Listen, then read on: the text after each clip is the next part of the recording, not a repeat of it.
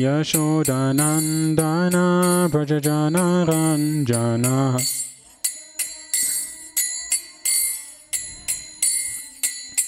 Yamunatira Vanachari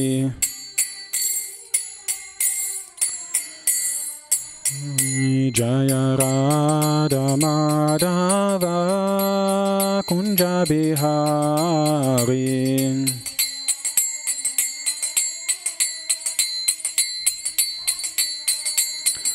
Jaya Gopi Jana Vallabha Girivanadari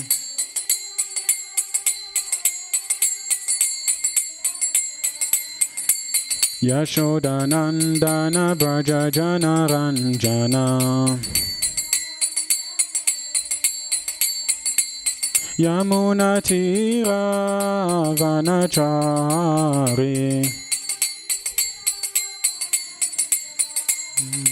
Hare Krishna, Krishna Krishna, Hare Hare, Hare Rama, Rama Rama, Hare Hare.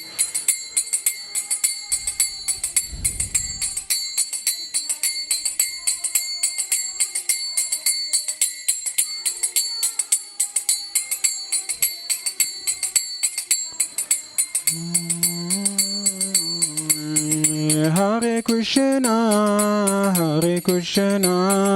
Krishna Krishna, Hare Hare, Hare Rama, Rama Rama, Hare Hare.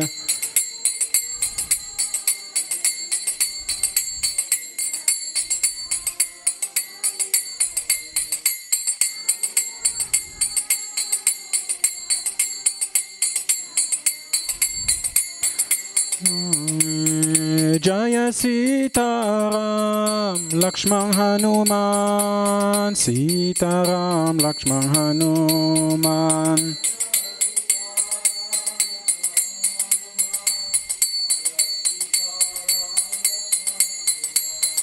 Jaya Gauranitai Gauranitai Gauranitai Jaya Gauranitai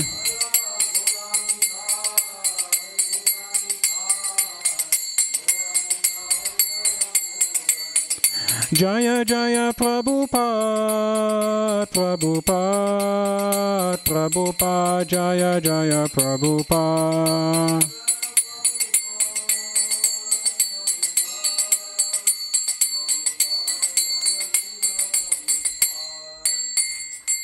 Shri Radha Gokulananda ki, Shri Sitaram Lakshman Hanuman ki, Shri Gauranitai ki, Jagat Guru Srila Prabhupada ki, Nitai Gaur Pramanande. Haribo, Hare Krishna. So before we begin the class, we'll just start off with a short invocation prayer.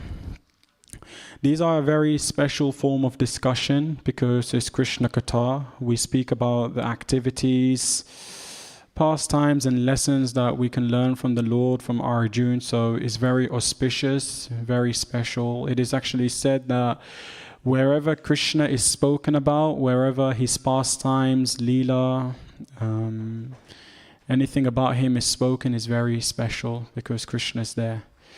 So we'll start off with a short invocation prayer, and these prayers will also be to seek for forgiveness and for blessings from all the Vaishnavas and Vaishnavis watching online and for those that are assembled here, so that therefore I can share in the mood of humility, and whatever I share can be of some benefit to everyone that's listening and also to myself, because often we have to repeat what we must also hear from ourselves. So we'll start now. Om Jnana Timandasya Gyananjana Shalakaya Chakshurumilitam yena tasmai Shri Guruve Namaha. Nama Om Vishnu Padaya Krishna Prashnaya Bhutale Srimate Bhaktivedanta Swami Iti Namine. Namaste Saraswati Deve Gauravani Pracharine Nirvishesha Shunyavadi Prashajade Chatarine. Jai Shri Krishna Chaitanya Prabhu Nityananda Shri Advaita Gadadhar Shiva Sadi Gaura Bhaktavinda. Hare Krishna, Krishna Krishna, Hare Hare, Hare Rama, Rama Rama, Hare Hare. Vanchakalpatarubhishcha kripa sindhubhya eva cha patitanam pavanebhyo vaishnavebhyo namo namaha. Shri Krishna Chaitanya Prabhu Nityananda Shri Advaita Gadadhar Shiva Sadi Gaura Bhaktavinda. Hare Krishna. So first and foremost, I want to thank everyone that are watching this online and for those that are assembled here. It was Srila Prabhupada's desire and his vision for the International Society for Krishna Consciousness that there should be a morning program, an opportunity in the morning where people bathe their consciousness with the scriptures of the Srimad Bhagavatam. And then in the evening, afternoon, they bathe their consciousness in the scriptures of the Bhagavad Gita, and then before they sleep, the Krishna book. Because our consciousness is constantly going through so many phases, from interaction to interaction, from work to work, and many other things that we have to do during the course of our life and our day, that practically we're taking in so much absorption of the world around us. And so therefore, naturally, when one wakes up, when one rests, they naturally bathe to keep clean. And so therefore, similarly, this process is so important because when we're here in the morning and we're here in the evening, it's an opportunity for us to bathe our consciousness so that therefore we can be thinking of Krishna. I really like this, that when we begin to see that Krishna's hand is in everything, then what happens is that then we see Krishna's hand in everything. So when we see every situation in Krishna's hand, then Krishna's hand is in every situation. So similarly, that's what this process is really all about. It's about being able to remember Krishna, so therefore in our times of difficulties and challenges, and even in our good times, we're able to carry on remembering him. And it is said that when we're able to remember Krishna, then we experience confidence and relief. So I hope that this will be a very conducive opportunity for us to have a discussion, for me to share some thoughts. And if you have any question later on, then please do not hesitate and feel free to ask. Hare Krishna. So today we're reading from chapter 7, verse 20 of the Bhagavad Gita, which is entitled Knowledge of the Absolute. So what I'll do is that I'll recite in Sanskrit, and then after that, then there'll be the translation and the transliteration. Kamastaistarhita jnanaha prapadanyante niyadevataha tam tam niyamam ashtaya prakritya niyatasvaya. Kamastaistarhita jnana prapadyante niyadevataha tam tam niyamam ashtaya prakritiya niyataha svaya. Kamastaistarhita jnana prapadyante niyadevataha tam tam niyamam ashtaya prakritya niyataha svaya. Sanskrit isn't that great, but anyway. So just what you can do from here is that I'll just read each word in Sanskrit and then you just follow. And then the translation. Kame, by desires. Tai tai, various. Rita, deprived of. Jnana, knowledge. Prapadyante, surrender. Anya, to other. Devata, demigods. Tam tam, corresponding. Niyamam, regulations. Ashtaya, following. Prakritya, by nature. Niyata, controlled. Svaya, by their own.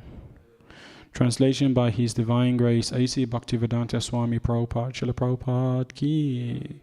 Those whose intelligence has been stolen by material desires surrender unto demigods and follow the particular rules and regulations of worship according to their own natures. Repeat after me. Those whose intelligence has been stolen by material desires surrender unto demigods and follow the particular rules and regulations of worship according to their own nature. Purport. Those who are freed from all material contamination surrender unto the Supreme Lord and engage in His devotional service. As long as the material contamination is not completely washed off, they are by nature non-devotees. But even those who have material desires and who resort to the Supreme Lord are not so much attracted by external nature. Because of approaching the right goals, they soon become free from all material lust. In the Srimad Bhagavatam, it is recommended that whether one is a pure devotee and is free from all material desires, or is full of material desires, or desires liberation from material contamination, he should in all cases surrender to Vasudeva and worship him. As stated in the Bhagavatam, less intelligent people who have lost their spiritual sense take shelter of demigods for immediate fulfillment of material desires. Generally, such people do not go to the Supreme Personality of Godhead because they are in the lower modes of nature, ignorance and passion, and therefore worship various demigods, following the rules and regulations of worship. They are satisfied. The worshippers of demigods are motivated by small desires and do not know how to reach the supreme goal. But a devotee of the Supreme Lord is not misguided, because in Vedic literature there are recommendations for worshipping different gods for different purposes. For example, a diseased man is recommended to worship the sun. Those who are not devotees of the Lord think that for certain purposes demigods are better than the Supreme Lord. But a pure devotee knows that the Supreme Lord Krishna is the master of all. In the Chaitanya Charitamrita Adya Leela 5.142, it is said, Ekale Ishvare Krishna Arasa Britaya. Only the Supreme Personality of Godhead, Krishna, is the master, and all others are servants.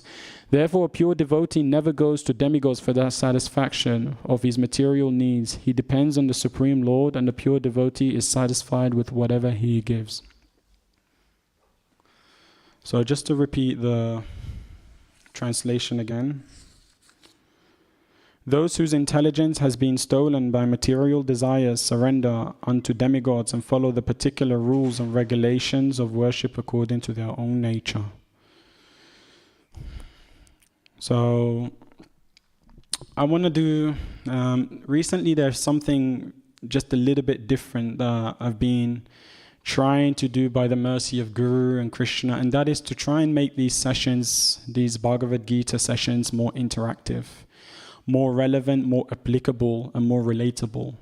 Often when we pick up the Bhagavad Gita, when we pick up these scriptures, naturally the thought comes into our mind that, how is this relevant in this day and age?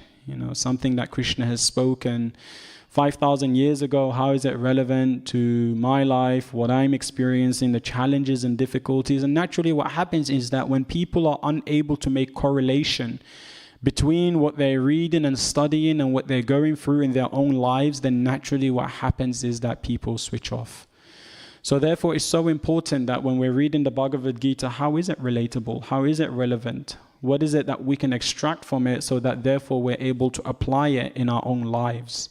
And when we're able to do that, then the Bhagavad Gita becomes alive. Then we begin to see Krishna's hand in every situation and circumstance in life. So today is a very, very interesting session because it's something that we're constantly working on, and there's never an end to this. There is absolutely never an end to this because we are constantly trying to develop our qualities, right? We're trying to, Krishna in the Bhagavad Gita mentions that a devotee has qualities of compassion, sensitivity, kindness, all these different qualities. And these are things that we're constantly working on, because what happens is when we develop these in our life, then we develop the spiritual vision to be able to see Krishna in our life and to see everything in relation to Krishna. And we're able to see that actually temporary happiness, temporary relief from our distress is not the solution, it's not the answer. It may give us a temporary relief, it may give us a temporary happiness, but in the long term, what happens is that we're back to square one. We're back with the same struggle, the same difficulty, until we enter the root of what those situations are, which often tempts us to making the wrong decision. So one thing I was actually thinking about first is that often when we come into Krishna consciousness, often when we come into a spiritual circle, a spiritual community, one of the most difficult things to develop, especially as Vaishnava, is humility. And often in our interactions, in our dialogue with devotees, we may sometimes, when people praise us, or Krishna has given us certain abilities and facilities and things that we can utilize to serve him. And when people recognize this, when people pay attention to this, when people often glorify this, what it is that it's so easy to then just deject it. It's so easy to think, no, I'm not this. And so then it's very easy to fall into the temptation of thinking less about ourselves. And that's not humility. Krishna wants us to apply humility in our life, but not at the cost of us losing faith in his ability to be able to help and empower and encourage us in our spiritual journey. And that is the distinction that we must make. Often we think that we're practicing one thing, but we don't realize that actually we're practicing the detrimental aspect of that thing. And everything is like that. Too much of something or too less of something creates imbalance in our life, and then we resort to the wrong actions in our life. So therefore, humility doesn't necessarily mean thinking less of ourselves. It doesn't mean belittling ourselves. Krishna has given us ability.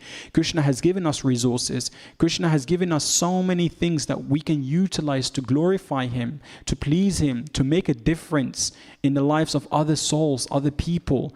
But therefore, then what it is that humility means thinking less about ourselves. When we think less about ourselves, then we become less motivated to do the wrong things. When we become less focused on ourselves, then what it is that it's not so much about how can I take on the opportunity to be in the center of something and just focus on myself, but instead the life becomes then what can I do to use what's been gifted to me to help others to come closer to Krishna. It's amazing, isn't it? Sometimes, often we don't realize what can happen is that we can become the impediment, we can become the obstacle on people's spiritual journey. And that's later something that I'm going to talk about, the 6 Vaishnav aparad, how actually these aparad then can actually create a distance in our relationship with the Lord. Because what it is that we're directly or indirectly offending the Lord's devotees. So humility is actually, what is it? It's thinking less about ourselves, not less of ourselves. And actually, there is 2 factors. There's 2 things that we can analyze in a way that is actually obstructing us from perfect knowledge. You see, there's knowledge, there's perfect knowledge, and then there's the most perfect knowledge. And so therefore, what it is that there is certain things that we can do in our life to actually prepare transcendental wisdom to enter into our heart. But simultaneously, at the same time, there's things that we can do that can actually then close our heart to knowledge, to wisdom, to wisdom that can transform our lives, to wisdom that can change our vision, to wisdom that can help us to deepen our relationship with devotees, to come closer to Krishna, to rely on Krishna, to have faith in Krishna. There are things that we can do. So one aspect of it is, I was reflecting, is victimization. Victimization means is that we begin to think that the reason that we need to turn to demigods is because the Lord has actually forgotten about our problems. The Lord has actually forgotten about our issue. The Lord doesn't love us. Somehow or another, the Lord loves everyone, but the Lord doesn't love us because we're not receiving the attention that we're yearning and we're seeking for. We're not being gifted with the things that we want. But have we ever for a moment, hear this out, we often come to the prayer, to the temple. We often stand in front of the deities. We often pray for these material benefits, these material conditions, these things that we need in our life. But have we ever paused for a moment to think that perhaps maybe the thing that we may want in our life could be the very detrimental thing that can actually take us further away from spirituality? That can take us further away from Krishna. That can take us further away from love. So this is the most important thing, is that often we may think that we know what we need in our life, but we must understand that there is a huge contrast between want and need. And often the things that we want may not be the things that we need. And the things that we need may not be the things we want. It's like, for instance, if someone is sick, they have to take a medicine. They may not want the medicine, but they need the medicine in order to be cured. So for us to be cured from our selfishness, for us to be cured from our desire for wanting more and more and more, sometimes it has to be so that Krishna prevents us from having the things that we're so hankering for, so then therefore he can protect our spiritual journey. So then therefore he can protect our spiritual life, and that we do not fall into the trap of pride. We do not fall into the trap of thinking that we're the doer, thinking that we're the controller. You see, we may have been gifted abilities, but those same abilities can actually be detrimental. Those same abilities can actually turn against us. And those same abilities can actually turn our direction away from Krishna. So therefore, it's important when we actually pray and we don't find that we're receiving what we yearn for, maybe the question that we can ask ourselves is, how can we see perfection in what seemingly looks like imperfect situation in our life? So if we don't get certain situations, we don't get certain facilities, we don't get certain circumstances, what is it that we're being protected from? For instance, a child may be protected from wanting to touch the fire. And the child may think, oh, wow, this is so bright. This is so amazing. Let me try and come closer to it. But doesn't realize that actually by coming closer to it, it burns. Similarly, like a moth. So therefore, Krishna sometimes may be protecting us from wanting to touch the fire because it will burn. It will actually, what it will do is that it may destroy, it may deteriorate our spiritual life. So how can we see the perfection even in what seemingly looks like imperfect situation and circumstance in our life? And the other thing is that pride. Victimization is one thing that, hey, the Lord has forgotten about my needs. The Lord has forgotten about what I want. But then the other side, it may be that, I am the controller. I am the doer. I have what I need. I have what I want. And what happens is that when we lack appreciation for what the Lord has gifted us, when we lack appreciation for what Krishna has given us, then what happens is that, as I had mentioned earlier on, those same thing can actually turn against us. It can make us think that we're independent. It can make us think that we don't need the Lord, that we don't need to lean on His mercy. And so therefore what it is that when often we feel that we don't need the Lord, we don't need to lean on the Lord, then the Lord does not empower us. And what happens is that when we function without the mercy of the Lord, then everything becomes draining. But when we actually function with the mercy of the Lord, then what happens is everything in our life becomes inspirational because we see everything in relation to Krishna. And so therefore we do not need to turn to anyone. Particularly not demigods. And ultimately, actually, demigods, what do they want? They also want us to turn to Krishna. So, there is 3 things that we can fundamentally do. I really want to make this practical. I want to make this like something that you can go home with, that you can practice and you can try out. So I want to make this relevant. I want to make this practical in our spiritual life. There's 3 things that we can do to deepen our relationship with Krishna. There's 3 things that we can do, so then therefore we do not fall into distractions, into temptations for short-term gratification with long-term consequences, impact and effect. So what are those 3 things? The way that I describe it is that there's 3 things that we need to do. We need to maintain our spiritual life, we need to find supply, and we need to distribute the mercy. We need to distribute what's being gifted to us, what's being blessed to us. So let's focus on first maintenance. How can we maintain our spiritual life so then therefore we can run with it on a long term in a sustainable and healthy way? Often we see that devotees, they may have been practicing devotional life, spiritual life for 20 years, 30 years, 40 years. But without the right mind, without the right intention, then what it is that slowly the false ego creeps in. And this false ego is so subtle. Everyone that's watching this, we have to be so mindful. We have to be so careful. Sometimes it's that, we're so blessed, we're so fortunate. We've been given such an advantageous situation that maybe not a lot of people find themselves in. But with this ability, with this gift that's been given to us, we must realize it's a great responsibility. It's a responsibility that we should not sit on. It's a responsibility that we should not slip by our hand and our fingers. So therefore we need to show. We need to show through our actions. We need to show through our love and devotion. So one thing that we can do to maintain our spiritual life, one thing that we can do to really deepen and develop our connection and our relation with the Lord is sadhana. You see, sometimes what it is that we come into spiritual circles with our own misconception. We come into spiritual circles with our own desires, with our own visions, our own what we want. But often it's not about what we want, but we must also ask what does the Lord want? And how can we communicate with the Lord? How can we establish this communication? For instance, it's like being in a relationship, and what it is that making an assumption that you know what your partner wants without even having asked them. And so therefore our relationship with Krishna can often be like that we make assumption thinking that we know what the Lord wants, but have we ever paused for a moment to communicate with the Lord, to talk with the Lord as a person, and to listen back? Because you see, the most important thing about communication is actually listening.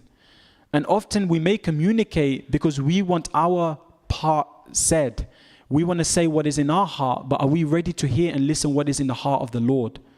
And that's where sadhana comes in. Sadhana, our ability to attentively chant, our ability to attentively meditate on the Lord. And in that way, what it is that then the Lord is able to sit in our heart and connect and communicate with us and inspire us in what it is that we need to do in our life. And sadhana helps immensely when it is done in the right association, sadhu sangha. So it's so important. Often when we are lacking and when we are struggling with connection, with depth in our spiritual life, there's 2 things that we need to ask ourselves. What is the quality of our association? What is the quality of the people that we choose to invest time with? Shishi Radha Gokulananda ki, Shishi Sitaram Lakshman Hanuman ki, Shishi Gonitai ki. What is the quality? And these are so important because what it is that this creates a certain mindset. This creates a certain desire. This creates a certain hankering. And often you'll realize that the people that are struggling in their relationship with Krishna is because often they surround themselves with people that are also struggling in their relationship with Krishna.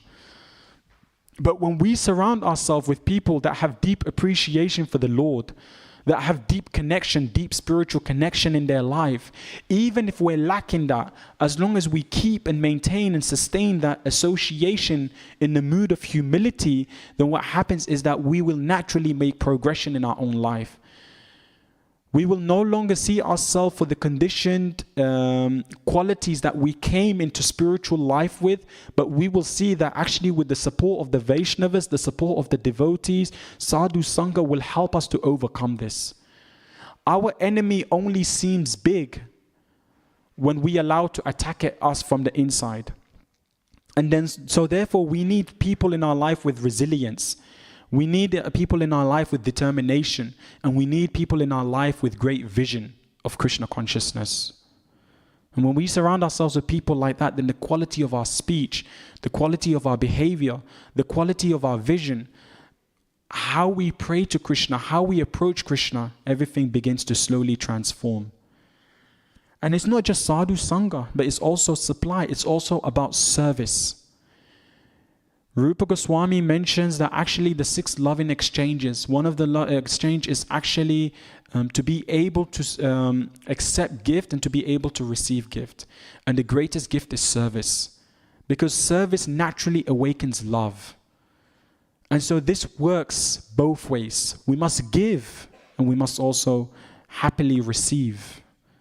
And when we are able to do this simultaneously, then what happens is that then the Vaishnavas, the devotees, they also bless us with their realizations, their visions, their understanding. What does Krishna say to Arjuna?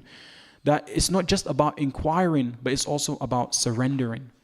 And surrender is a very painful thing. Even in devotional community, spiritual community, people want to surrender to the degree that they're comfortable. But then the moment that they come out of their comfort and they are in the area of discomfort, then they're no longer willing to surrender. Then instead they become apprehensive, defensive. Through actions they surrender, but through intention they're resistant. But we must realize that action is one thing, but action must also come with intention. Action is important, but it must come with intention. And then lastly, when we serve the devotees, when they actually bless us with their realizations, their prayers, their blessings, their mercy, then we're able to use this bank of mercy and blessings then to serve others. Because ultimately that's what Krishna wants. Krishna says that if you try and directly serve me, then those people, as wonderfully as they may be serving me, they're not the real devotees. The real devotees are those that serve my devotees. Those that serve. And you know, it's interesting when we talk about devotees, it's like we must be discriminative, but then we must realize that there are also devotees there that haven't awakened their devotional life. They haven't awakened their spiritual journey. So what does that mean? That means when we go out there in the real world, this is the real world, but when we go there into the world, when we work, when we connect with people, it's so natural to think that, this person's not a devotee. You know, it's very easy to be offensive. It's very easy to be offensive just because people may not be wearing the title of devotee from our perspective. But think about it. Everyone is part and parcel of Krishna. Some are experiencing a moment of amnesia. And others, they remember their relationship with Krishna. But nevertheless, our responsibility and duty in the world is that we must be compassionate. We must be kind. We must be kind to all living entity. We must be compassionate to all living entity. And as our spiritual journey deepens, then we will naturally and slowly be able to make distinction in what level of respect to demonstrate to people. But in the beginning, a wise person, an intelligent person is one that respects everyone. It doesn't necessarily mean that we have to take influence, but it means that we must be, we must live in the mood that these people are also part and parcel of the Lord. And they need kindness because they're suffering. We may not necessarily see those suffering, but it's happening. So earlier on, I was mentioning out of these 3 things, one of the most important things that we must be mindful of, what we must be careful of. And if we're not mindful and careful of this, then what can happen is that it can actually take us further away from the Lord, is Vaishnav aparad. It's actually offense to the devotee. When we offend the Lord, then the Lord may be able to forgive us. But when we offend the devotees of the Lord, then the Lord doesn't take that very lightly, but takes very seriously. Just imagine in your own life, if there is someone that you care about, someone that you love, someone that you appreciate, if someone hurts that person, will you easily forgive them? No. If someone may directly do harm unto you, then you may be able to cope with that. You may be able to deal with that. But if someone hurts your loved ones, then that's very painful. So now imagine when we offend the devotees, Vaishnavas, devotees, those that seemingly are devotees and those that seemingly may not seem like devotees to us. When we offend them, then imagine how the Lord responds to that. Nityananda Prabhu and Haridas Thakur, Nityananda, he was so enthusiastic to go and spread the holy name to everyone, even the most wicked, because Krishna is in everyone's heart. Krishna is in everyone's heart. We just need to be able to give this gift, and then within their heart, love will awaken, bhakti and devotion will awaken. So Vaishnava Aparad is so important. And the 6 types of Vaishnava Aparad that we must actually avoid in our spiritual journey, lest we come further away from Krishna, first of all is, the first aparad is to kill a devotee. Now some of you may be thinking, to kill a devotee? What does that mean? Have you ever thought, killing a devotee? No. That sounds like a very severe thing, right? When we talk about killing a devotee, and I want myself to be attentive to this, and I want everyone to be attentive to this. When we talk about killing a devotee, the way that we can kill a devotee is that if we become an impediment on their spiritual journey. Sometimes in circles of friendship, it's easy to gossip. It's easy to find faults in others and share those faults with others. It's easy to see what is lacking in people, what people are struggling with. But what happens is that the more we focus on that, then the more that actually influences our attitude, influences our behavior, and influences our approach to Vaishnavas. And we may not necessarily see anything wrong with that. We may not see anything wrong with a light-hearted joke about someone else. We may not necessarily see anything wrong about finding a particular fault in someone that is truly and genuinely trying their hard to serve Krishna. But when we begin to focus on that, and we do not instead see how we can protect Vaishnavas and their spiritual life and their wonderful qualities, then what happens is that we become impediment on their spiritual journey. How many of us can think of people in our spiritual life, in spiritual community, that due to insufficient love, support and encouragement have left the spiritual circle, that have left Krishna consciousness? How many people can we think of it?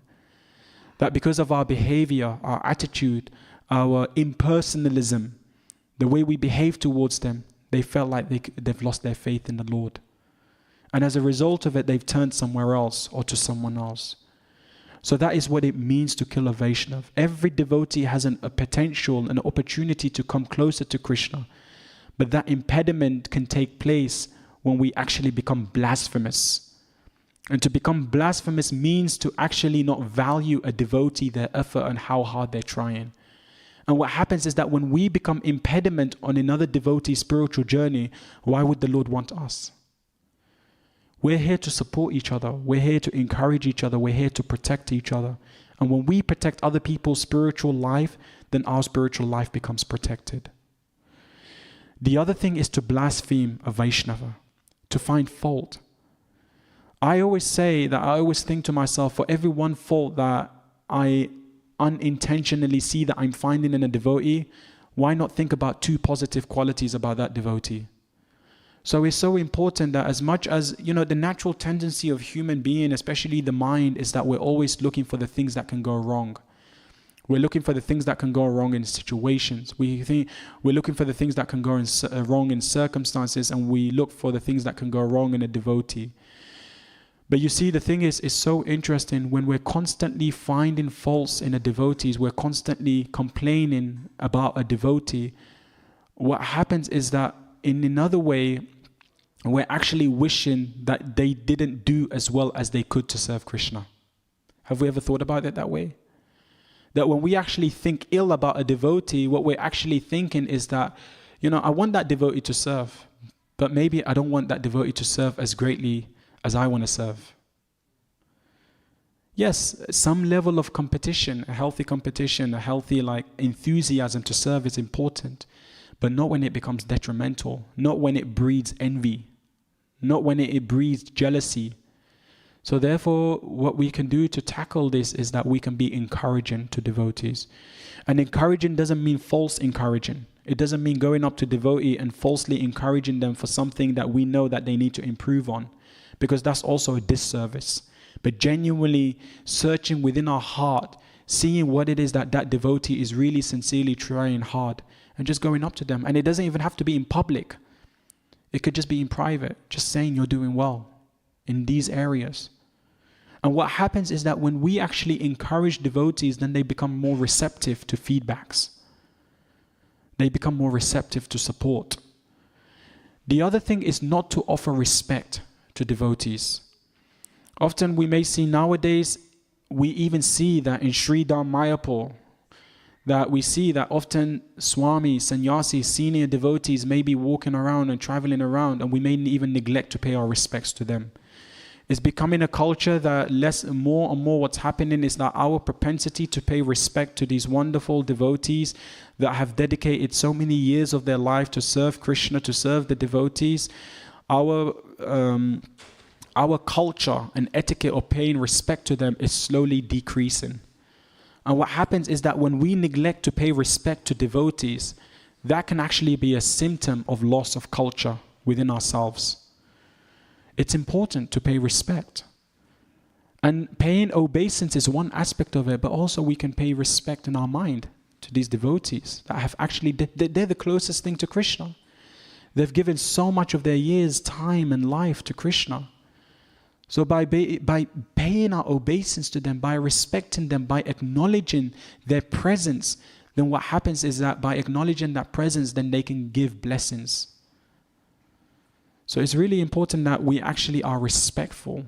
And respect actually then protects us from offense. So when we actually pay respect to people around us, then we are less likely to cause offense. But when we become familiar with people, by lacking in paying respect, then what happens is that the propensity to cause an offense increases. And when the propensity to cause an offense increases, what happens is that then our relationship and our level of connection with Krishna weakens.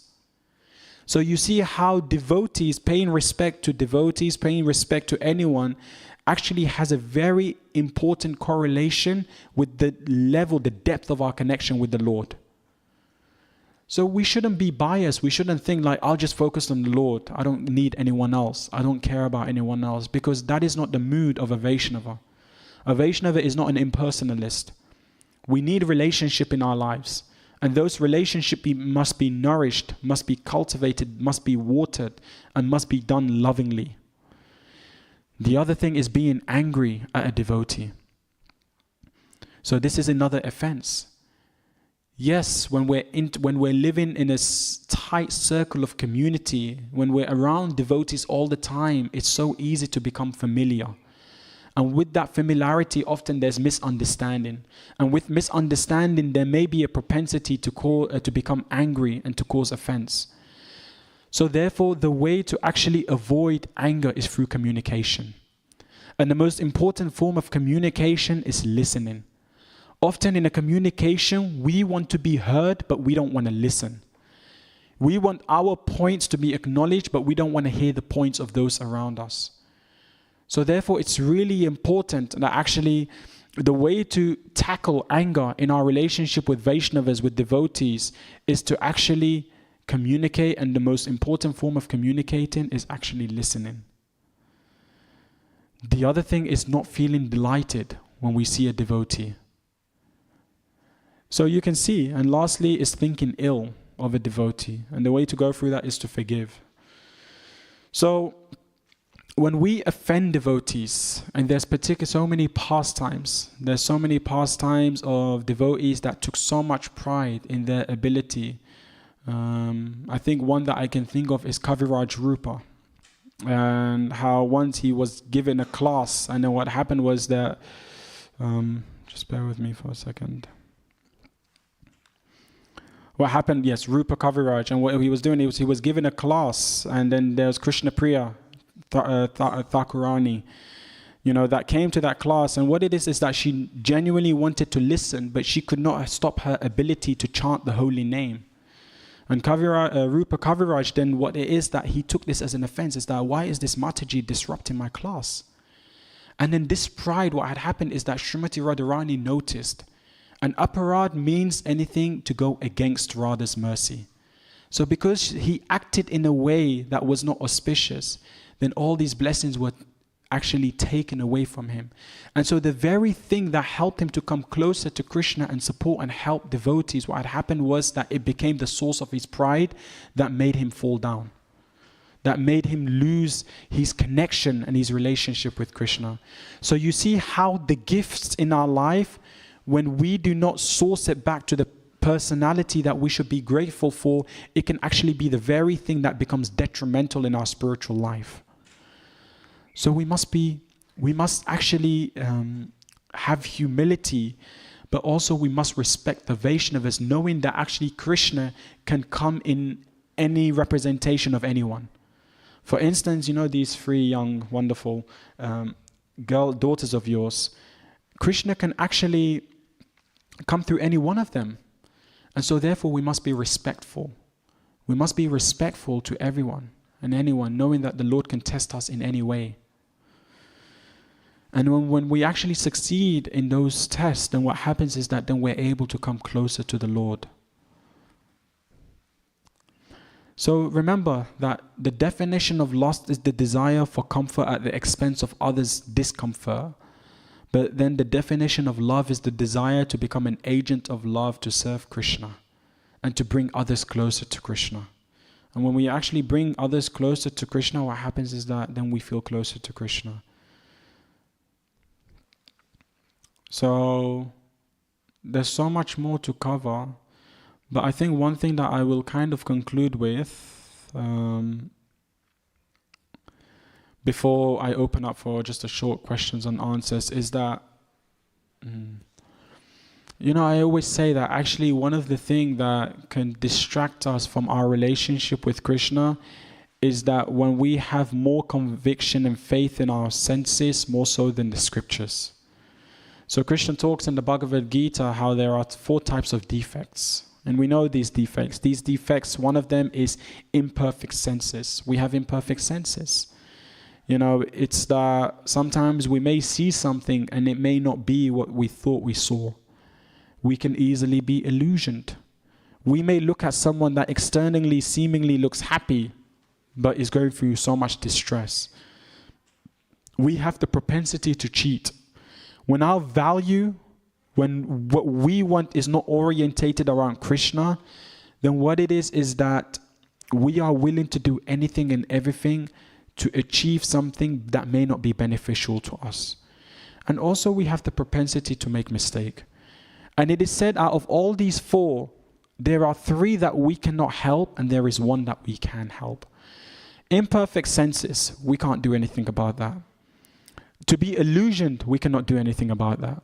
Making mistakes, we cannot do anything about that. But our propensity to cheat, that's a choice.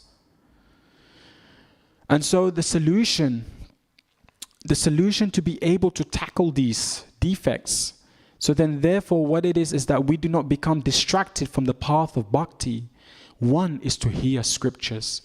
And that's why these type of classes are so important. Hearing the Bhagavatam, hearing the Bhagavad Gita, hearing these things, what happens, it bathes our consciousness, so then therefore we're able to see everything in relation to Krishna. That's 1. The other thing is that actually faith is important, but when we see living faith, then that increases our own faith. That means that there are people physically living in this world that are practicing the scriptures. They live in the scriptures. And when we're able to see their own example, it actually creates confidence that, hey, perhaps maybe there is also something in this for me. Maybe I can also change my life. Maybe I can come closer to Krishna. In history, there's someone called Roger Bannister who ran a mile in 4 minutes. Prior to him, there was no one else that was able to do that. And when he actually beat that record, there were hundreds of other people that were also able to run a mile in 4 minutes. So what it is that the mind needs to conceive of a sadhu, so then therefore we aspire to also become sadhus in our life. And that's why it's so important to find living sadhus, to serve them, to be with them, to take association. And then what happens is that when we see these people, then they inspire our sadhana. They inspire our experience of Krishna consciousness. And then therefore we're able to finally and lastly see everything in relation to Krishna. So scriptures, saints, having a wonderful sadhana, being attentive to our sadhana, and so therefore we're able to experience Krishna consciousness. When we're able to work on this, when we're able to make investments in these, then what happens is that our propensity and our tendency for short-term gratification decreases. Our propensity to want to go to demigods, to get some short-term reward decreases because we realize that's not the purpose and goal of life. This short-term gratification is only short-term. Eventually, our beautiful bank current must run out. But what it is that there is a spiritual bank account. And the more we make investment in that, then that carries going on. And it never runs out. That is eternal happiness. So I hope that you are able to take something from all this. That ultimately, Krishna is our well-wisher. Krishna is the one that wants the best thing for us. And it may not necessarily be like that because we don't want to take the medicine. But when we take the medicine, then we actually experience cure from material diseases, this material attraction that we have for things that are not really healthy and beneficial for us. Remember, what is nectar in the beginning can be poisonous in the end. But then what is poisonous in the beginning can be nectar in the end. So please take spiritual life serious. Take your relationship with Krishna serious. Because ultimately, yes, you can ask for many material benediction, but where will it really take you? Ultimately, at the end of the day, we must leave it all behind. Our ability, our facility, and our resources. We must leave it all behind. And the more attached we become to it, then the harder it is to let go of our final moment when we must leave this world. So now is a practice for that day. Now is an opportunity to practice. And if we can practice, then we can improve at it. With that being said, thank you so much for listening. I'll conclude my class there. And if we only have 2 minutes, but if anyone has any question, because the curtain will open, I'll be around, so you can approach me and ask your questions. But otherwise, we'll just conclude there, and then there'll be Gaur Arti now. Thank you so much. Hare Krishna. Antara Srimad Bhagavad Gita ki, Srila Prabhupada ki, Nittai Gaur Pramanande.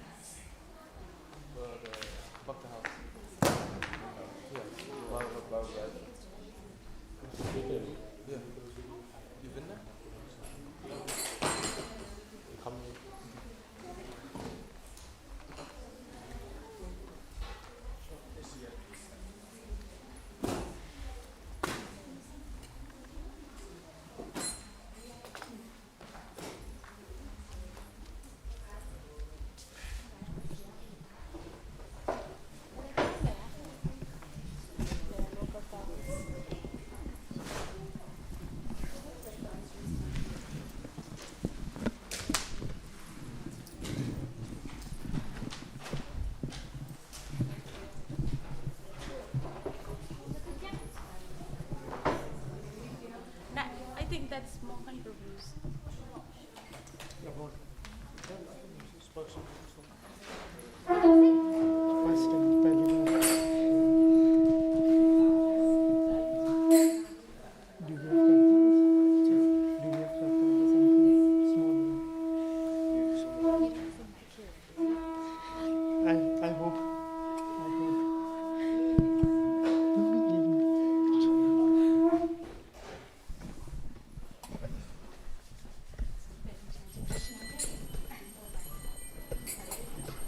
Shri Shri Radha Gokulananda ki, Shri Shri Sitaram Lakshman Hanuman ki, Shri Shri Gauranitai ki.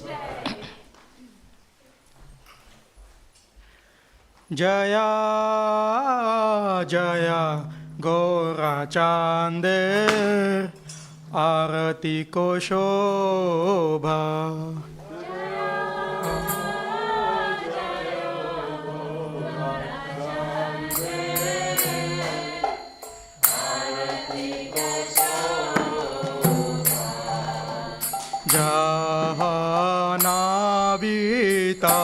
जहानावितातवानी जगमनलोभा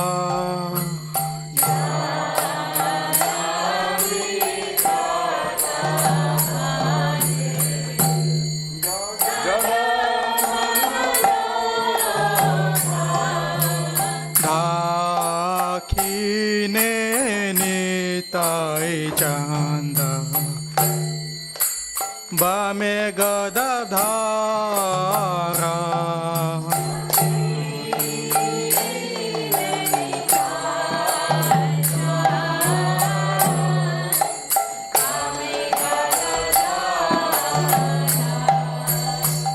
निकाते Advaita Srini वासा छत्रधारा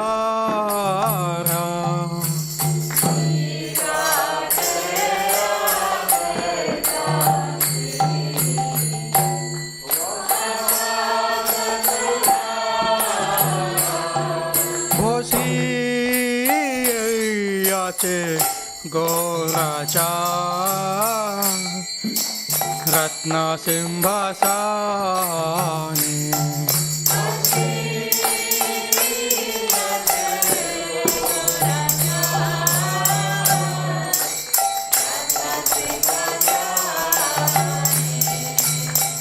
आरती कोरे ना ब्रह्मा आदि देवगाने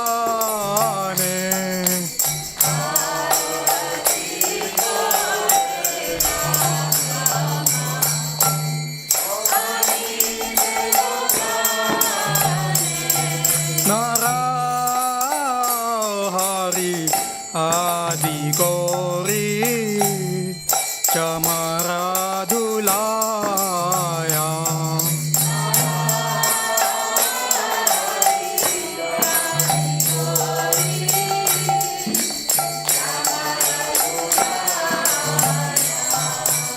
संजया मुकुंद वासु घोषादि गाया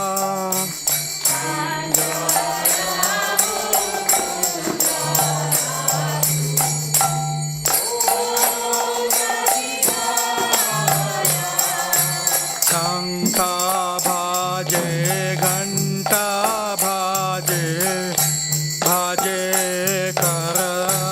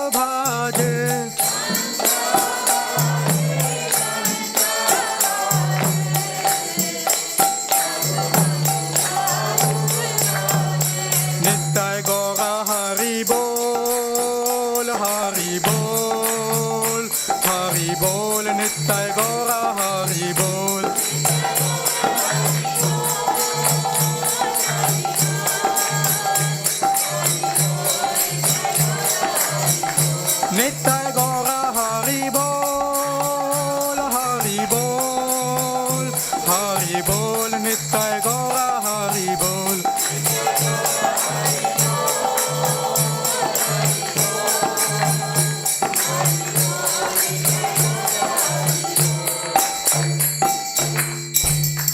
बाहु कोटि चंद्रजीनी वंदना उज्ज्वला